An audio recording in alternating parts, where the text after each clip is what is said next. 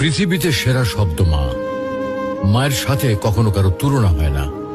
পাহাড় সমান ব্যথা বুকের মধ্যে চাপা দিয়ে হাসি মুখে মা আমাকে কোলে তুলে নিয়েছেন। আমি যখন মায়ের গর্ভে আসি, প্রথম 4 ও 5 মাস আস্তে আস্তে বড় হতে থাকি। তখন মা কোনো খাবার খেতে পারত না। রাত দিন সবসময় কষ্ট পেত।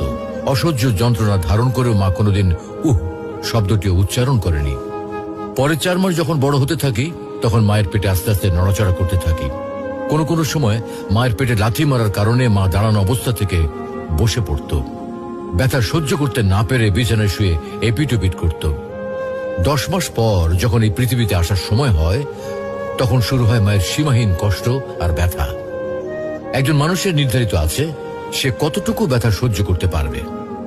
সন্তান প্রসবের ব্যথা নিয়ে বড় বড় চিকিৎসা বিজ্ঞানীরা বলেন একটা মানুষ সর্বোচ্চ 45 ইউনিট ব্যথা সহ্য করতে পারে। এর উপরে হলে